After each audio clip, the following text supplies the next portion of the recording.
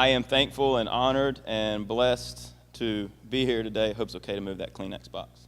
I'm thankful. Yes, I do have the coolest job. I am the FCA College, the campus director at Gardner-Webb University. Has anybody ever been to Bowling Springs? It's pretty hard to miss it.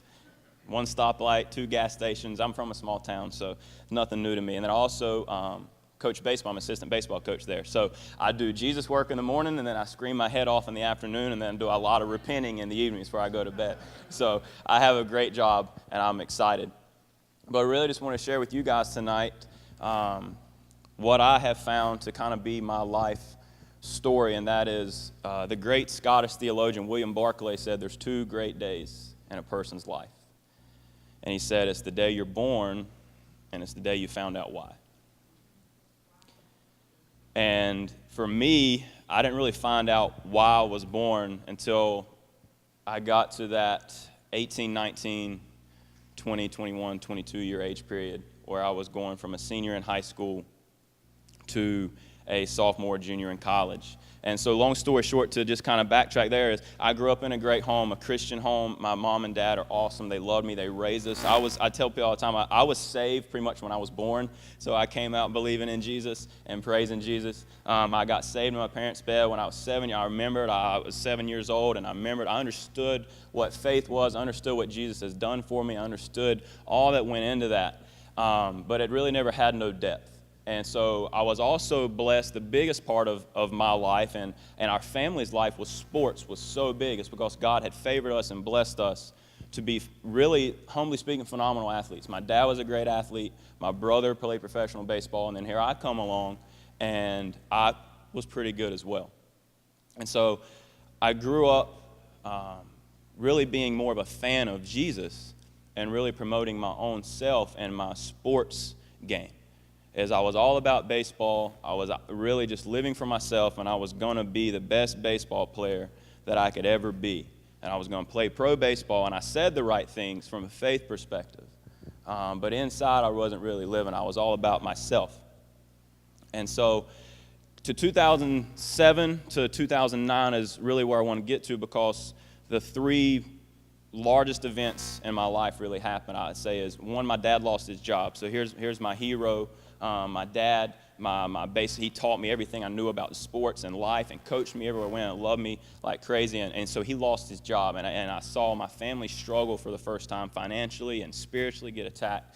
And it just was really hard. I didn't really show it all the time and open doors, but really behind, I was really struggling. It was hard for me. My dad and my mom, who I love so much, I was like, God, why is this happening? So I became really bitter at God. And then my papaw died. That was a hero, another hero of mine. My papaw died. I was like, God, how is this? Like, how can this happen? Like, what is going on? And that was my dad's dad. So here he is. He's struggling, losing a job, and he's a man, and how is this going on? And then his dad dies, and it's like, what's going on? And then in 2009, I was coming back from my 2nd knee injury. And I'd started as a freshman. I was a good baseball player, and I had all the dreams in the world. And I remember I was coming back from my 2nd knee injury. I was so frustrated because I had all this talent, and I could never stay healthy. And I was like, God, like, why would you give me such a gift to be such a good athlete, but I can never stay healthy? When I am healthy, it shows. I played pretty well on the field, but then I just constantly it was always one thing to the next. And I remember in 2009, I got my knee healthy, and I was back to doing my thing, playing ball, and my shoulder went out. And so long story short, I tried to rehab it, didn't work, so I went in. Dr. Fleischley, great, he had done all my other surgery. Him and I have a great relationship today, and he just laughed. He said, well, you're back for more. He said, but I got bad news. He said, you no longer have a rotator cuff, which is important to throw a baseball. It's done. He said, you have less than a 5% chance to ever play again. And this was him, myself, and my trainer in the training room at UNC Charlotte where I played. So just right down the road is where I played here. And he told me you have less than a 5% chance to throw again. And, I mean, it just devastated me. Again, I was like, God, like, this is my life. This is my dream. This is my passion. This is me. This is what I'm about. Like, how am I going to live if I can't play baseball? Like, how am I going to function? And I remember just laying there realizing, like, all that I had built myself up to be and all I envisioned for my life and built for my life, and good things, out of honest to goodness heart. But I just realized, like, man, I'm missing it. Like, there's so much more.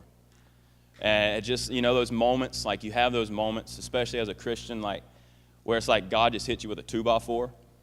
Like, all out of love, but like, he kind of laughing at you too, like, I've been here all along and you just been doing your thing. And it's like I had this vision. I was like, I grew up and I had all, like, I knew it, but I just didn't live it. And I tell people all the time, so I do it with my job. I get to disciple a lot of, that's why I love college students, college age, especially athletes, because college is a crossroads. And that's the defining moment in people's lives. And I feel like my story can relate to so many of these guys that I meet and talk with and coach also, a coach on their team. Because they're at that same point where we put things in our life that become really idols and become more than what they're supposed to be. And that's what had happened in mine is I was trying to put something ahead of what God had really put in me, and that is to be a follower of Jesus. Because I tell people all the time, you can be a believer, but you're not a follower. And that's what was my life. Until I was 22 years old, I was saved, but I was a believer. I wasn't a follower. I knew of God, and I knew of Jesus, but I didn't know about God. I didn't know about Jesus because I really didn't have that relationship with him. And that relationship starts in the Word. And I remember I was at an AFC of all places, an FCA conference with really champion, and that quote just hit me like a brick. And it comes from Ephesians 2:10, which says, we are Christ, God's masterpiece, or we are his workmanship, created anew in Christ Jesus to do the good things he planned for us long ago. And I remember that's when it hit me right there, like, God, like, I thought I was born for something, and that something was baseball. But I was born for someone, and that was Jesus. And I found my purpose right then and there. And Paul wrote in 2 Corinthians 5:15, it really became my verse, is he says, for Christ died for everyone, so that we would no longer live for ourselves, but live for him. And so I just really, from 22 years old, the Lord, he graced me and blessed me enough to be able to go on and play baseball for 2 more years. And I was healthy, and I was strong, and I was pretty good. And then I got to go on, and now I'm living out such an awesome story of being a college chaplain and being a college baseball coach and trying to instill in these young men what it truly means to have purpose in your life. And something as good as playing baseball. There's other things in playing baseball. And so that's really is to encourage these people that we're not created to just live for something. We're created for so much more than just something or some things. We were created by someone, for someone, and to live for someone. And Paul wrote to always be ready to give an account of that. To always be ready to share the good news, to share your story so that Jesus can be lifted up, so that he can be proclaimed. And that he is your purpose. And John 1 says he is our life, that Jesus is our life.